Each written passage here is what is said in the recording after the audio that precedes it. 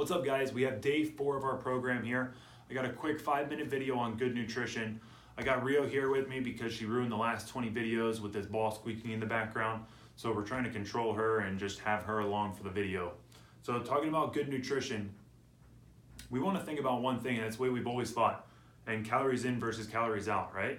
And even though weight loss is a simple formula of making sure that we're burning more calories than we're consuming, we want to take a look at the actual food that we're eating, right? So we want to see what type of story our diet's telling us, which leads me to my last video. What I mentioned was good nutrition and food are information. So we use that information to fill the voids of our diet. So if we're having a deficiency in our diet, we want to go ahead and address those so that our diet aligns with our goals, right? So the way that I used to do this is I used to tell people exactly what they needed to do, from proteins, carbs, fats, calories, and don't do this, don't do that.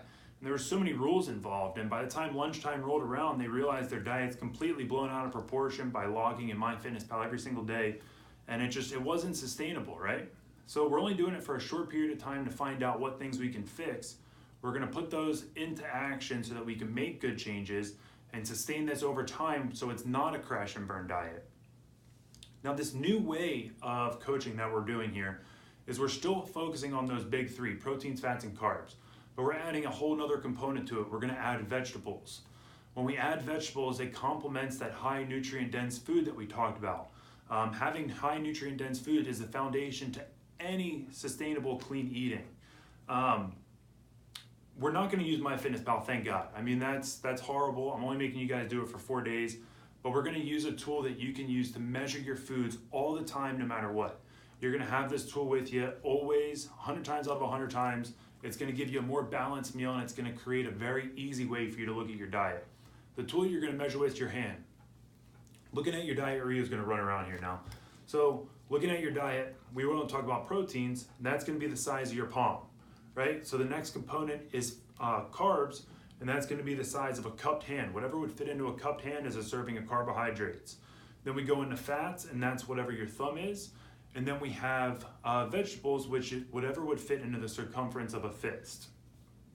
So the next question that's probably presenting itself is, what's a carbohydrate, what's a fat, what's a protein? I'm going to send you a list of all these different foods so that you can create a grocery list and build your own kind of meal plan and kind of pick and choose what you want to do here with these different food options. Of course, some options will be better, some options will be worse, but it's up to you to decide which ones you're willing to do. So that's my next action step for you, is to check out that list, and then also set a time with a grocery list in mind for the next couple of days here to actually make it to the grocery store and have these items in your house. So thank you for your time. Thanks for checking out this video. Thank you, Rio, for being quiet. And be sure to reach out to me if you guys have any questions at all. Thank you so much.